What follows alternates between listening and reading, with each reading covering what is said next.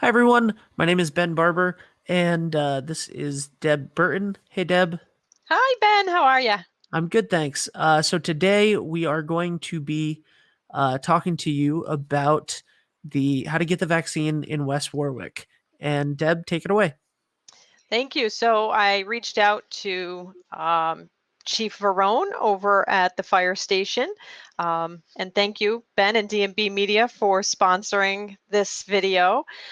Would like to welcome to the screen Chief Varone. Hi, Ben, thank you. Hi, Chief. Hi. Thank you. Thank you. Thank you for everything that you do. So, Deb, Chief, thank you. Yeah.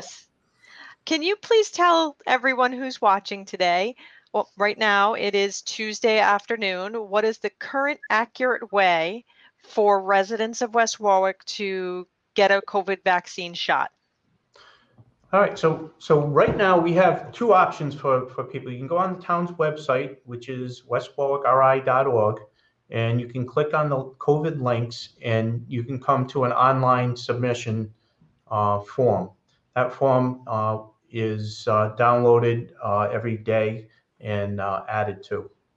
So that's one way. The other way is that people can call our senior center and leave a message at the senior center. That's 822-4450. And those lists are combined. And we're starting with the 90 and above and dropping down in 5-year increments.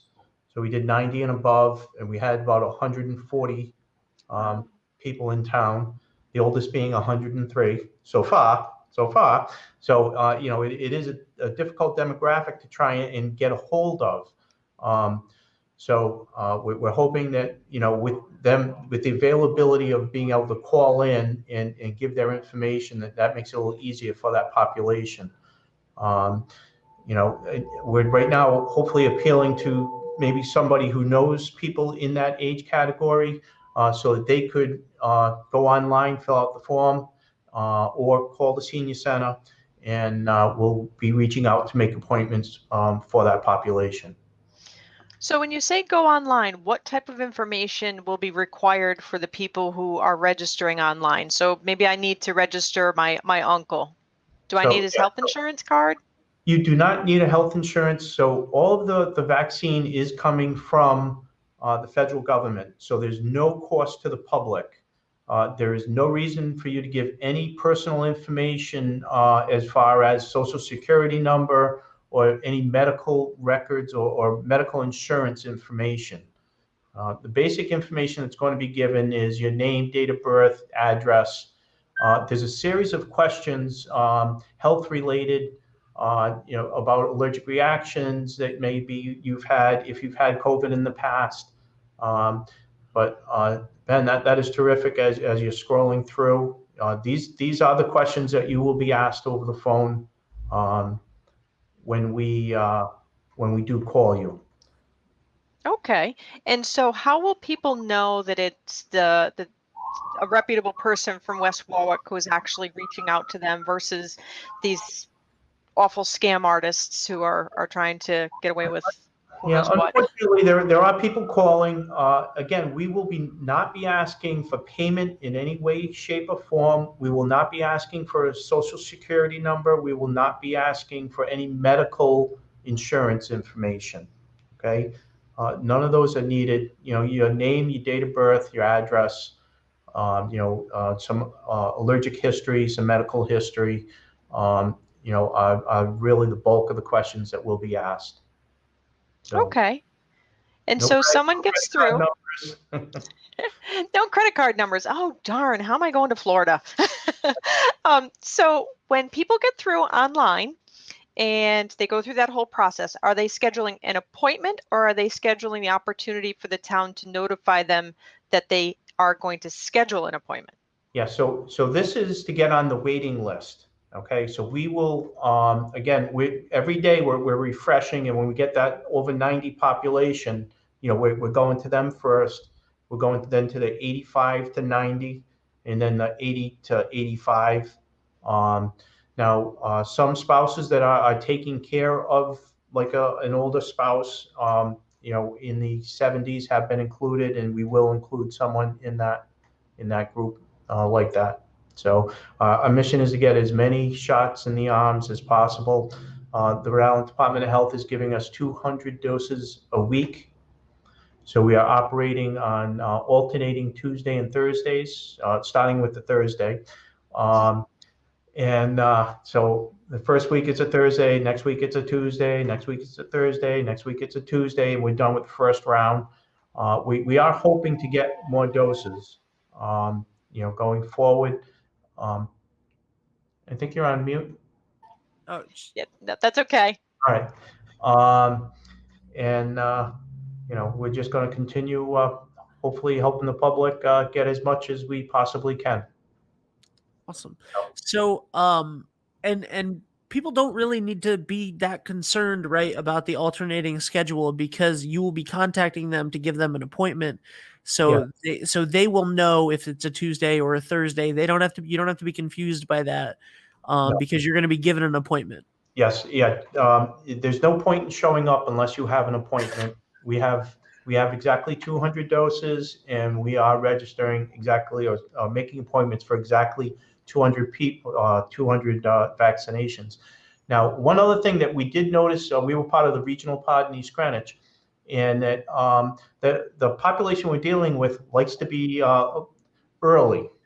So they were showing up 45 minutes to an hour early, and we got a lot of congestion because of people who, it's time so we can flow through. And when people show up, half an hour, 45 minutes, or an hour early, and you get a bunch of people, that's what makes delays. So if you show up, 5-10 minutes before your appointment, that's perfect. But please don't come a half an hour or an hour early. It's that was a challenge that we dealt with facility. We are going to have people there to assist. We will have wheelchairs and walkers in addition to the public's, if they bring their own. But and we will have people there to help assist getting people in and out. Wonderful. And what should people bring with them when they come? Really, the only thing they need to bring is their ID. There's no. Do you have to print out the fact that, like, oh, here's my confirmation for my appointment or anything like that? We have it all printed out. So we will be checking people in dually, one electronically, and we're also going to have a printed paper there, and we'll be giving everyone a vaccination card. All right. So when they get that card, they need to hold on to it. It will have the information on the dose that they got, when their next appointment is, and that might be used further down the road for to show that you were vaccinated. So that vaccination card is an important thing that they're going to have to hold on to. But again, they'll be getting that.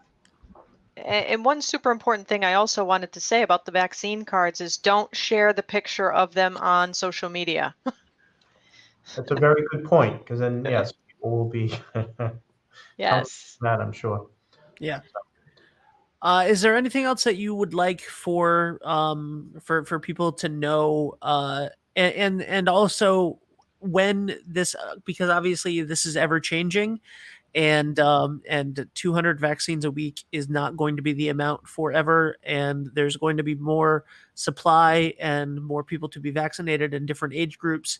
How will people be able to? Obviously, we are happy to continue to do these whenever new information comes out, and we need to get that out to the public. But what's the best way for people to find out new, accurate information all the time about when they can get their vaccine or when they can sign up on the waiting list? That's a great question. So, as far as our municipal pod, those are the two ways: from our website, going online, or calling the senior center. However, CVS and Walgreens both have online components. I know the population we're dealing with isn't as savvy with computer technology as a younger group might be. So those are going on. The state is getting ready to open up regional pods, and people will be able to access that the same way they do the testing, and be able to go to a couple of different pods right now coming up.